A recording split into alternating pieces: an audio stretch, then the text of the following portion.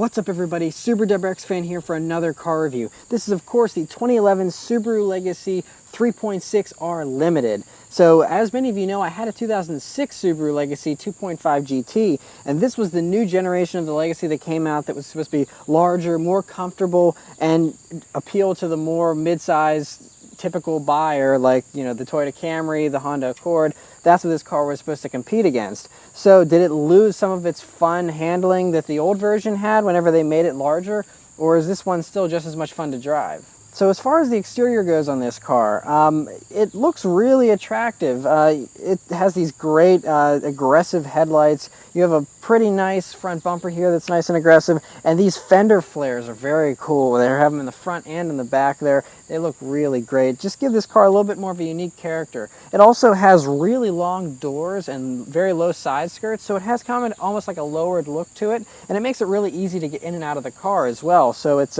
great for comfort reasons and for appearance sake. But yeah, the greenhouse is very large too. It has huge windows, excellent visibility. You can tell this car was built with safety and convenience and things like that in mind, and not, you know, looking for an aggressive roof line or anything like that. But it's a very attractive car, I think. I like the way it looks. And many thanks to Harrison Auto Sales, as always, for hooking me up with this car to review for you guys today. Alright, so for the interior of this car, the first thing that you notice when you get in this car is just how airy it feels. Like I mentioned, the glass is all very large, you have a moonroof, and everything's just, it's very spacious feeling in here. It feels huge. I think the last time I felt a car that was this spacious on the interior was probably the Range Rover Evoque that I reviewed. Probably one of the most spacious mid-sized cars I've ever experienced. So the second thing you notice whenever you get in this car is how plush these leather seats are. I mean, they're very nice soft leather, and it's very cushy and just very pliable, and it feels really nice. The seats don't really have any side bolstering whatsoever. It's very, very wide, so I mean, you can just slide all over the place in these. But I mean, it's just, you know, this is a Legacy. This isn't supposed to be a sports car, so I can forgive it for that, just because these seats are so comfy to sit in. You feel like you're sitting on a lazy boy or something. They're really that nice. So another thing, this steering wheel is nice. It's leather wrapped, and it has a good feeling to it. It's not aggressive or anything, but it's a good solid wheel. Has a good 9 and 3 position to hold your hands at here, and it has these little paddles for upshifts and downshifts that I'll talk about more later. But they're placed very nicely, that they don't get in the way. They're not mounted actually to the steering wheel. They're mounted to the back of the steering wheel, so they don't get in your way when you're doing a good 9 and 3 grip. But they're within easy reach whenever you want to use them. And then, you know, you do have a good amount of buttons on this steering wheel. You have your volume, skip track, voice command, modes, you hang up and answer calls, and then cruise control on the right hand side here. But you know, it's pretty straightforward, easy to use. And so yeah, another thing is these gauges are very straightforward and easy to use. A very attractive font. I like the way they look. The only thing that's a little weird is they replaced the engine coolant temperature dial with a miles per gallon meter instead, which is a little dumb in my opinion, because it's instant miles per gallon. So, you know, I guess for people that are trying to maximize their fuel economy, that'll, you know, teach you how to feather the gas pedal. That's the same kind of mile per gallon gauge you've had in BMWs for the past 20 years. And it's not incredibly precise. It's just kind of useless in my opinion. I'd rather know whether my engine's overheating or not. But this car does give you a little blue light whenever it's, you know, cold, the engine is cold, and then it'll also give you a little red light, I guess it would if you had the car overheating. So I mean, it'll let you know, but it's still, it would be nice to just have a gauge there. And then coming over to the center console here, it's very attractive. I like this like brushed aluminum that they have going on here. It has a nice texture to it as well, and it feels good and solid and nice. And it's, like I said, it's great to look at. It looks very cool, very modern. And so you have this head unit, which is a basic Subaru head unit, really. And you know, it's pretty nice. The only thing I don't like about it is the knob for the volume is kind of small. All the buttons are a little smaller than I'd like, but it's okay. It's mostly that volume knob that bothers me, but you can always change volume with the steering wheel too if you don't like it. And then you have actually a really cool looking dual mode climate control down here that has, you know, it's automatic of course, and so everything's just kind of controlled. You set the temperature and it's good to go. But yeah, it looks really nice. I like the way that that's set up. And this is being a Subaru Legacy, which is kind of like a soccer mom's car and, you know, it's supposed to be practical, there's lots of good places to store things in this car. You have a little cubby up here under the head unit. You have another cubby here below the auto climate control. You have your two cup holders, another little place for change or something in between the heated seat buttons. And then you have this big, huge thing under the armrest where you can store all kinds of stuff. And then you have yet another thing here to store, you know, your iPod or whatever it is you want to put up here. I mean, so this thing, you just fit all kinds of stuff in here. You have, you know, pockets here in the doors that will fit a bottle, and then also some maps, and you have your sunglasses holder up here. And so good amount of storage space in this car, and that's something that's definitely appreciated. Otherwise, though, well, one thing is looking out, you have great visibility too, because the hood sits really low, and so you have a very commanding view of the road. You just see everything around you, and yeah, it's a great place to be. As far as other materials go in this car, you have some hard plastic here down by the shifter that's not the best, but aside from that, everything's pretty good. I mean, this dash pad is a little bit harder than I'd like, but the door materials are very nice. You have this nice soft padded leather here on the door, and then you have some more soft leather up here that's very nice and plush, and then even this pad here for the upper part of the door is soft and feels great. So the whole door and everything is a very nice place to, you know, rest your elbow here, and there's plenty of room here. Like I said, lots and lots of room.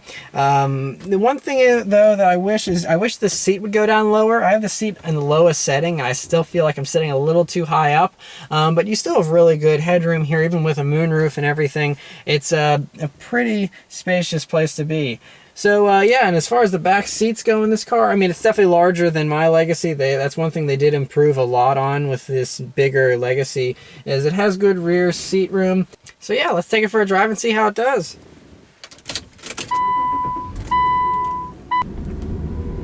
Alright, so setting off in the Legacy here.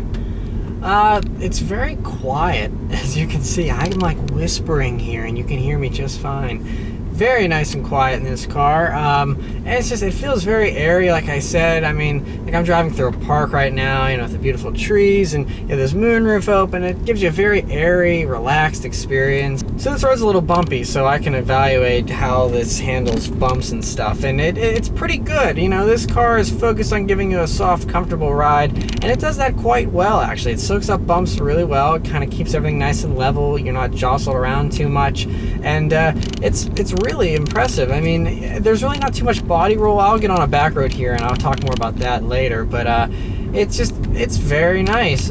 All right, so let's hop on this back road here and see how it does.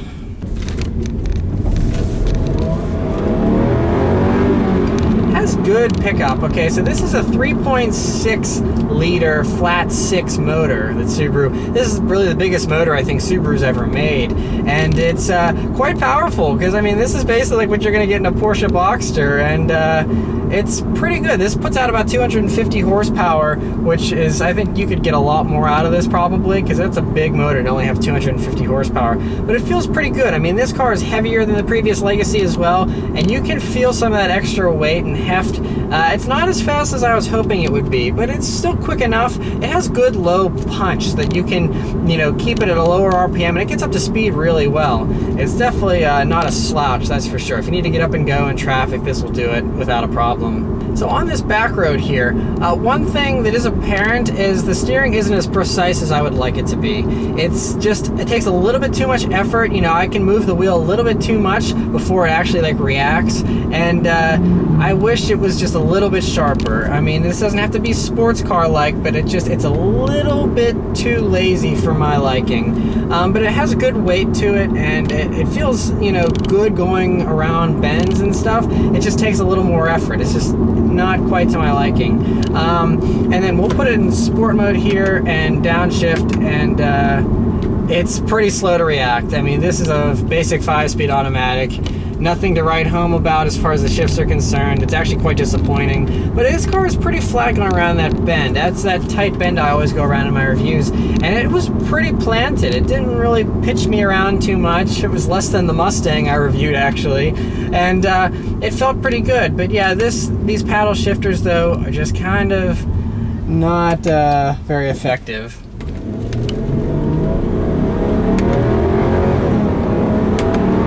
You can hear when I click it and when it actually shifts. Very, very delayed. But again, this isn't a sports car, this is a Subaru Legacy, so that's okay. You know, I think if you're wanting to get a performance-oriented Legacy, I'd buy one of the 2.5 GTs that they made until they discontinued them, I think a year or two ago.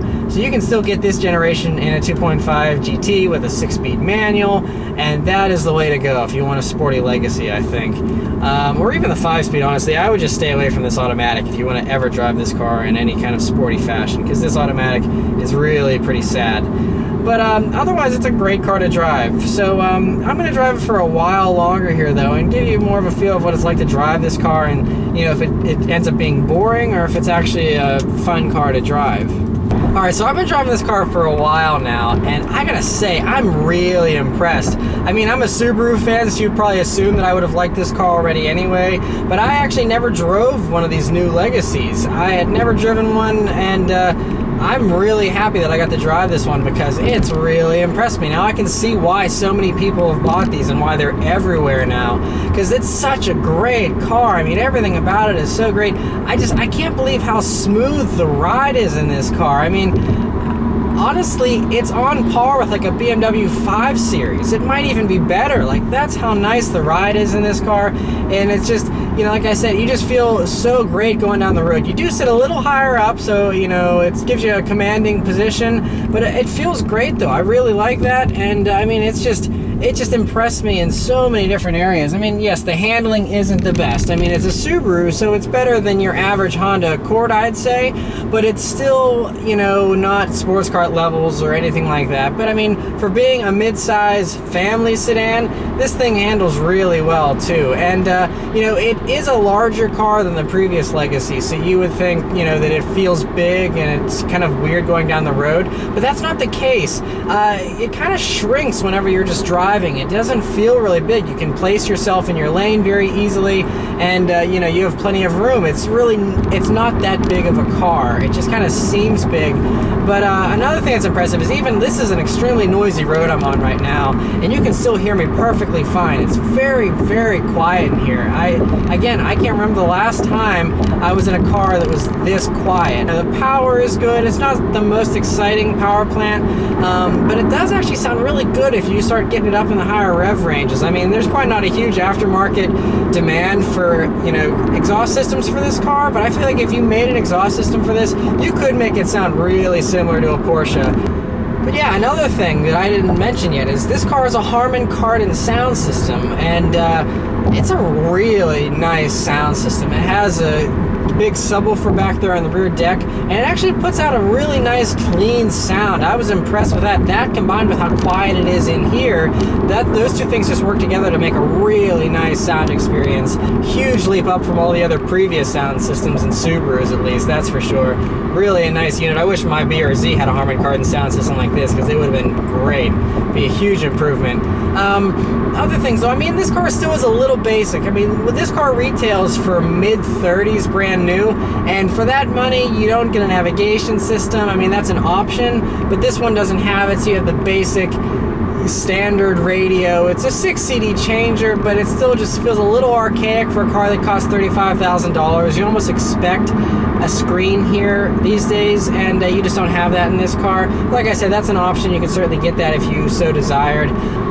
If I wanted to be more conservative and, you know, or I had kids and a family and stuff, I'd really give this a close look. You know, if I didn't want to get something as aggressive as the Audi S4, this is a very livable, comfortable car that also can be fun. You know, I took this car on all my favorite back roads, and it still feels good. I mean, no, it's not going to be as good as the BRZ or a WRX or even like the S4. It's not. I mean, this is a Subaru Legacy, and so with that in mind, though, it's impressive, you know, for what it is. And it's great. And that combined with this car has excellent safety ratings, so I mean, it just gives you a very secure, confidence-inspiring drive. It's just really, really a nice car. I can't stop praising it, really. It's awesome. I think the only way you can make this car better is if you got the 2.5 GT before they discontinued them a couple years ago, because this brand new car with the 6-speed manual, that turbocharged motor, and a slightly stiffer suspension in the GT, I think would make for a really, really impressive car. This one though, as it sits now, is still really nice. Yeah, I mean the leather and everything is just, it's so comfortable. I can't believe how comfortable this car is for the price range that it's in. So yeah, that's about it, but many thanks to Harrison Auto Sales as always for letting me review this car. They always hook me up. Huge thanks to them. This is another spectacular car that they have on the lot. It's for sale currently, and so yeah, if you're interested in this car or any of the other cars they have there, definitely give them a call. They're great people. They'll help you out for sure. So yeah, thanks for watching, and I'll see you next time. Take care.